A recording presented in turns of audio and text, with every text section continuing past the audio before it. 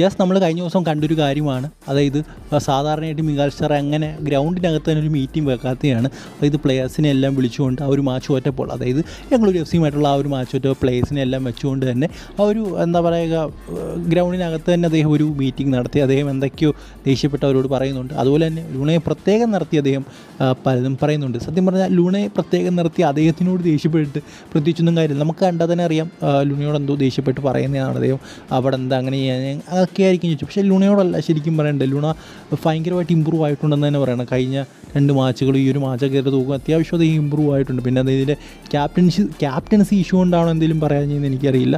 So എന്തായാലും അദ്ദേഹം വഴക്ക് പറയേണ്ടിയിരുന്ന അല്ലെങ്കിൽ എന്തെങ്കിലും പറയേണ്ടിയിരുന്നത് നമ്മുടെ ഡിഫൻസിൽ കളിച്ച ഹോർമിപ്പാം, സന്ദീപിനെയൊക്കെ വിളിച്ച് 2 തെറി പറയണം.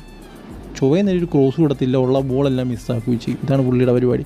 പിന്നെ നോമാസുദുയി ഇവിടെ ഒരു കാര്യം പറയാം, പുള്ളിക്ക് എന്താ പറയുക, ഗോളടിക്കുക, ഫാൻസിൻ്റെ മുന്നിൽ ആളാകുക, ഇതാണ് പുള്ളിയുടെ ഒരു മെയിൻ സംഭവം എന്ന് പറയുന്നത്. ഇഷ്ടം പോലെ നല്ല പാസുകളും ഒക്കെ, അതായത് കുറച്ചുകൂടെ ഗെയിം ഈസി ആക്കുക. അതായത് ആ ഒരു ടാലൻ്റ് ഉണ്ട്, കട്ട് ചെയ്ത് തരാൻ എല്ലാം ഉണ്ട്.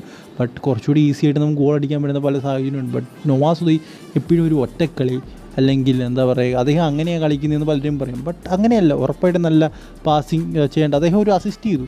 ബട്ട് സ്റ്റിൽ അതായത് ഇന്ന് നമ്മൾ കുറേയധികം പ്രതീക്ഷിക്കുന്നുണ്ട്. അനാവശ്യമായിട്ടുള്ള കട്ട് ആൻഡ് ട്രിബിൾസൊക്കെ അദ്ദേഹം കുറേ ചെയ്യുന്നുണ്ട്. സോ എന്തായാലും കുറച്ചുകൂടെ ഒരു എന്താ പറയുക, ക്ലബിന് വേണ്ടി കളിക്കുക, അല്ലാതെ ആളുകൾക്ക് അതായത് ഫാൻസിന് മുന്നിൽ ഷോ കാണിക്കാൻ കളിക്കാതിരിക്കുക, ക്ലബിന് വേണ്ടി കളിക്കാൻ നോക്കും. സോ എന്തായാലും ഈ ഒരു വീഡിയോ ഇത്രേ ഉള്ളൂ. നമ്മൾ പറയാൻ വന്ന കാര്യം അതാണ്. അതായത് അഡ്രിയാൻ ലൂണയും വിളിച്ചല്ല ഇങ്ങനെ സംസാരിക്കാൻ, ഡിഫൻസിനെ വിളിച്ചാണ് ഈ ഒരു രീതിയിൽ സംസാരിക്കേണ്ടത്. പിന്നെ ഈ ഒരു ലോങ് ബോൾ ഗെയിമൊക്കെ വൻ പരാജയമാണ്. സോ അതൊക്കെ മാറ്റുക.